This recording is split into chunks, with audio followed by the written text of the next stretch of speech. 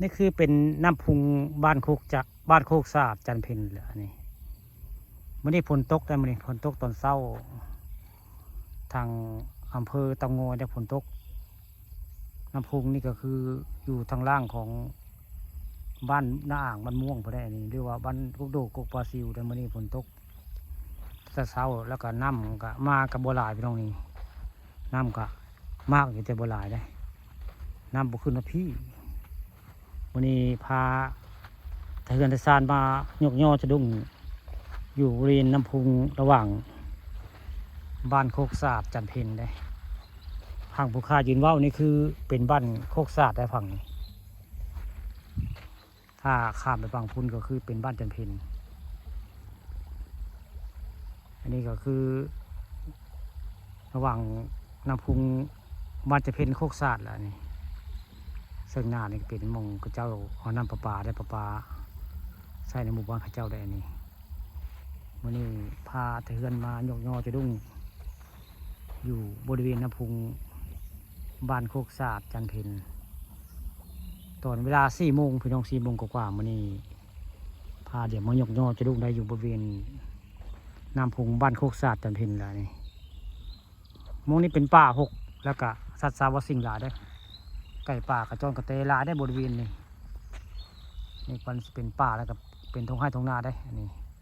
อันที่ของชาวบ้านโคกสะอาดฝั่งนี้ถ้าหันมาที่คือสิเป็น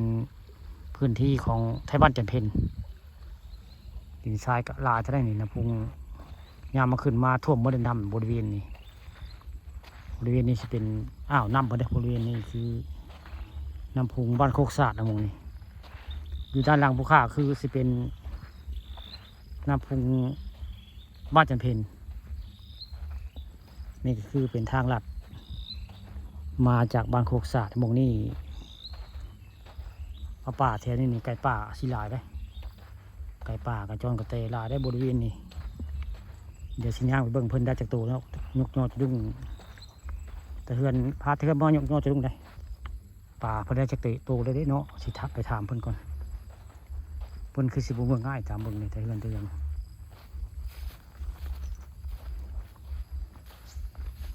นี่ก็คือเป็นเส้นทางบ้านโคกสะอาดได้มาลัดมาจันเพ็ญ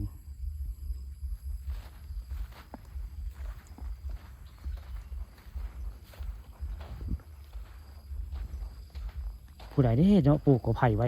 อยู่กลางน้ำพุงนี่กอไผ่บ้านได้นี่เขาเจ้าปลูกไว้คาดว่าสิปลูกมานานหลายปีแล้วเบิ่งแล้วนี่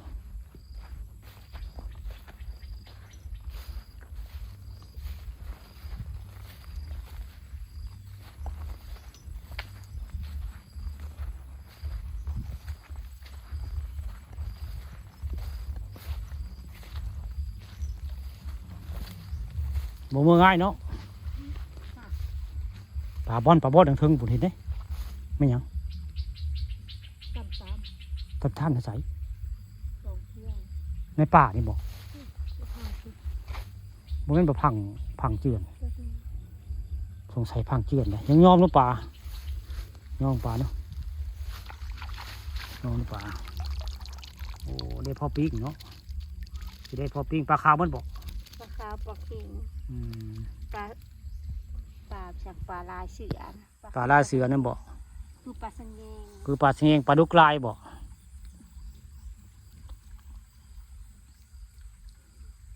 ทีมงานจะเพ่นกลับมาเลยเนาะปลาบอนยังเทิงไปยืนบนเทิงปลาบอนในวังที่นี่แม่นเจ้าปลาอย่างในบอนเทิงขึ้นไปสักหน่อยมีปลาบอนอยู่ได้มองนี่ละสมอเป็นตะตึกกว่านี่ค่ำบ่ซิงเหรอชาติใส่กลับก่อนเด้อ